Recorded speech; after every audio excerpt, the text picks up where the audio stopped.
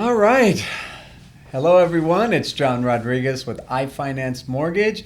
We're here in our production studio. I'm so excited to be with Peter Frankudakis. Look at that. I got the name pronounced correctly. Yeah. Pete and I are longtime friends. We're also part of the Mission Viejo Chamber of Commerce. We serve on the board together. Yeah. And, Peter, I've been wanting to get together with you and talk about your business.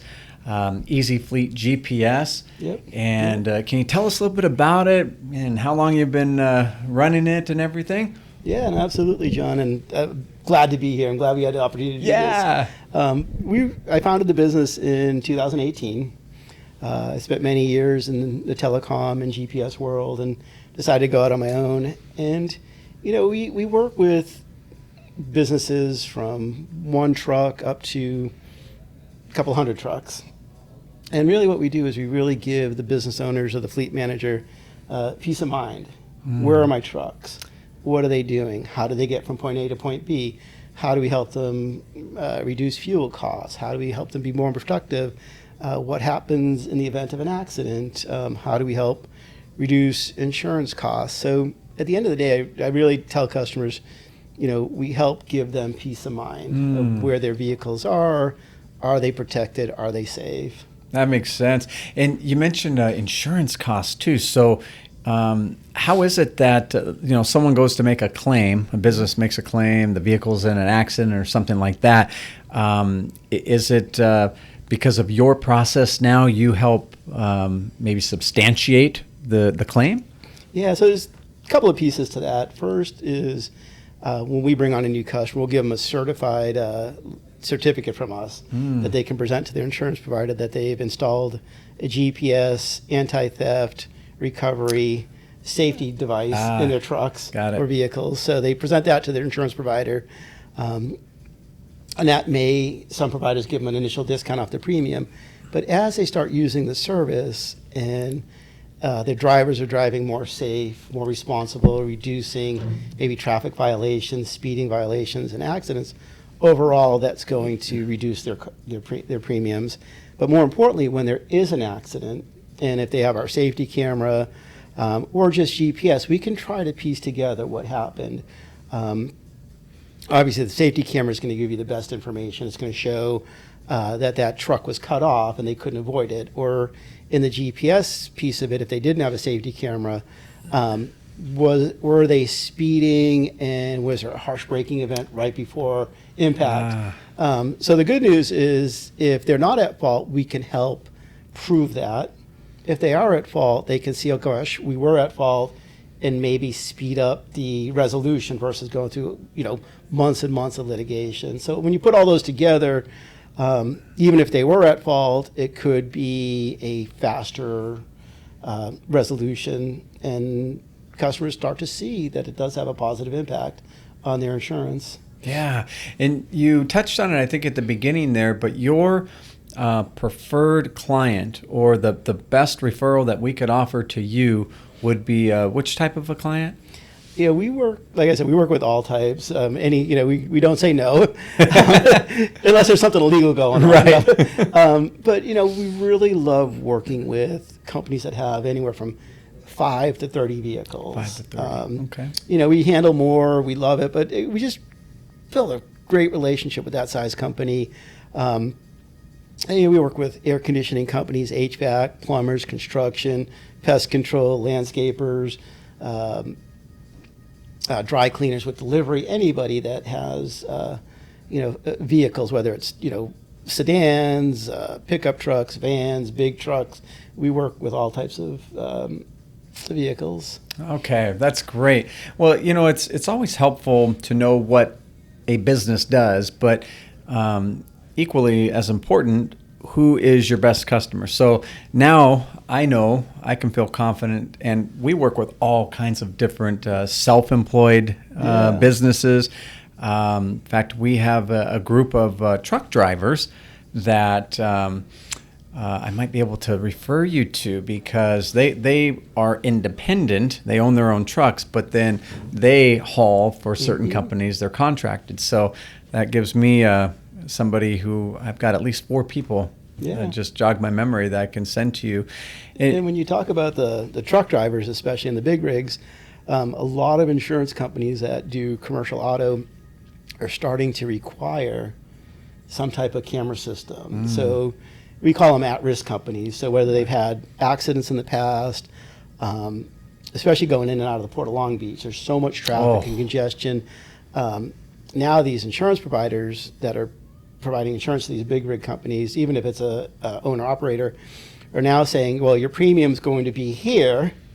However, if you put in a camera system, the premium's going to drop just because it helps litigate, it helps put things, more responsibility on the drivers and help coach them to do the right things. So we've seen that happen over the last year and a half, where you have option A, premium high, put in a camera system, premium comes down. Yeah. Oh, that's great. You know, Pete, with our businesses, whether we're in mortgage or, your type of business as well, finding the right clients, it can be a challenge sometimes, knowing how to market our businesses and our companies. And one of the organizations that both you and I are a part of, the Mission Viejo Chamber of Commerce, is an organization that is all-inclusive. It's not category-specific like some of the other groups. And it's also viewed as the epicenter of business for our city of Mission Viejo and, of course, the surrounding areas.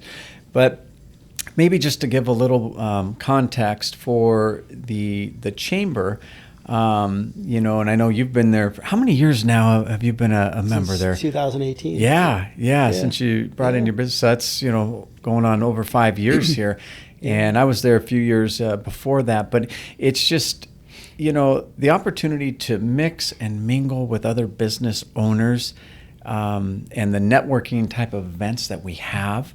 It's been massive. Yeah. I think one of the first things I did outside of, creating my website and becoming a S Corp and all that paperwork, I think the next thing I did was join the Mission Viejo Chamber. Yep. I did my research on the various chambers and, based on the activity and what I saw the chamber doing, especially with the weekly Daybreaker meetings. That's huge. That face-to-face. And, I've been very fortunate where I've been referred customers from chamber members. I've had customers come out of the chamber. But to your point, the networking, the face-to-face, people get to know you, they like you, they trust you. And all of a sudden, you meet someone who is a mortgage lender. Right. Now, you and I, we don't have common customers. Right. However, you might know somebody or a friend, and all of a sudden you're like, hey, I know this guy, Peter, he's great guy. I have a guy. Yeah, we have a guy. And I think one of the original members, when I first joined, said, it's not who you know, but who knows you. And, my 5 years, like I said, the minute I became an S Corp and I opened my doors, I think the first thing I did after that was join the Mission Viejo Chamber. And, but not only from the business point of view of it, of how I grow my business, but advice. Yeah. We're working and talking to other business owners that have gone through some of the same ups and downs and challenges we face, and just that the friendship, the advice we get. We have some really good CPAs in the chamber. We have marketing and graphics and web design people. So not only has it helped my business from doing business with other folks within the chamber that are doing high quality work, but just the friendship and the just business advice I've gotten over the years has been awesome. That's so true. We have at times we've been labeled the fun chamber. We not only make business happen, but we have a good time doing it. And there's so many of us that it's not just while we're at networking events, but we do things after hours together with our families. So it's a wonderful way to not only market your business, help others grow their business as well. But the Chamber of Commerce has been a really good tool for us. The friendships, like you said, there's times where I lose an opportunity and I'm like, oh, who can I call to just vent for a second? Yeah. And then there's usually one or two folks in the chamber that'll reach out to say, oh, I can't believe this has happened. And or when there's a good time, obviously the first person I call is my wife. Hey, then there's somebody from the chamber like, hey, that advice you gave me 6 months ago? Well, I implemented it today and it worked. So I love the chamber. It's every year when the renewal comes up, there's no question in my mind not to renew. And we become friends on it, so I really appreciate that. Absolutely. Likewise. And, as business owners, it can be challenging, especially, this weird pandemic hit us all. And, who knew it would shut things down around, not just in our county or our city, but around the world, which had a tremendous impact on business worldwide. And now here we are, what they call post-pandemic, right? Post-pandemic. And, some of us have really had to pivot in our businesses and our approach to our business. Some have either left their business and had to start new businesses, or perhaps added a new service. And I can share with you, just from our perspective, from the mortgage business, we took a hit. Real estate, mortgage, applications just went dried right up. And that was a little scary. But being in the business for the length of time we have, it's cyclical. You see these things happen. You see, the real estate market go like this. And if you stick with it, and if you stick to your game plan, you got to pivot a little bit and say, all right, it's time to market. It's time to, which we never should have stopped, but sometimes we get really busy but absolutely. Sometimes we take on extra things. And one service that we started to add for iFinance Mortgage is travel services. And it's been fantastic. A lot of people said, yes, you refinanced me down to that great rate in the 2s, and I wanted to pay off debt and travel. Let's go traveling. So here we are. So that was one way that I personally pivoted. And maybe, how about for yourself? What kind of adjustments have you had to make? The first big one was we were subleasing some office space. And that was about $3,000 a month. So we decided, we're going to work out of a home office. Worked with a fellow chamber member at CompuNet IT and set up a home office with security and firewall. So now I could work and have all of our customer information protected and secure. So really helped save a ton of money just on that. So that was a big pivot, and realizing we could be productive from a home office. Absolutely. Fortunately, we had a very good base of customers who realized, look, we are saving money, even though business has slowed. Having GPS has reduced our fuel, this, and this. So we didn't lose any customers during the pandemic. Trying to grow customers was challenging because they looked at it as, I'm spending money to bring on this new service. And, we really had to stick to our game plan of, it's an investment. You're going to save money. You're going to see your ROI in the first 45 days. Stick with it, understand it. But a big pivot for us was really over COVID, looking at bringing in our safety camera, with knowing that we were going to come out of this someday. People are going to get back on the roads. Businesses are going to flourish again. And we're going to have more people on the roads. And maybe during this 2-year period, they forgot how to drive. Right? So, it seems like it on the road. So we really did our diligence and found a really good camera to bring and offer to our existing clients and new clients. So we had to do that and really promote other services like our fuel card that could be used at like 99% of the gas stations in the country. So unlike a credit card, it can only be used for gas. So a lot of businesses give their drivers a company credit card. And they fill up for gas, and then they bring their personal car in behind and fill it up. And then they go in and get a couple of bags of Cheetos and some iced teas. And, they don't see the detailed charges. Well, a fuel card, you have to type in a PIN, and it's only used for fuel. So we really started to promote that. Smart. Yeah, and from a marketing perspective, it was hard because a lot of what we do is in person, face to face. So we had a challenge, and now that we're out of it, getting back out and attending more social networking events, excuse me, has helped. But we were Zoom focused before. We had to get comfortable with Zoom and get comfortable with, if we're doing a Zoom call from home, and all of a sudden the dog is barking. And the nice thing is I think a lot of people and potential customers understood that, and they kind of joked along because maybe their dog or somebody was doing something in the background. Right. So, God, that was an interesting year and a half. Wasn't it? And you get up, like you said, you get up and you're like, oh, wait a minute, I forgot to put my shorts on. Hang on. Oh, my gosh. It's a Zoom call. It's a Zoom call. And, days when there weren't Zoom calls, staying in your pajamas till like 3 in the afternoon. Absolutely. Doing what we could to just keep business going. And, Pete, it's, pivot and all these adjustments that we have to make. But, we're still here.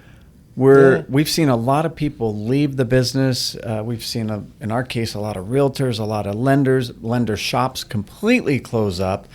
And, we keep going. We keep plugging along. We keep helping our customers. We look for new ways to help them. Like you said, you've added services, all of these things. And that's what separates the men from the boys. Yeah. Absolutely. It keeps our business, whether that door stays open or we have to close it down. And, it takes a certain mindset to do those things. I know for us, mindset, we have to really change and say, what does the client need? Yeah. What does the borrower, what are they looking for? Some people are so rate driven, and that's what the industry tells everybody. Oh, what's the rate? What's the rate? People ask me what the rate is. I don't know.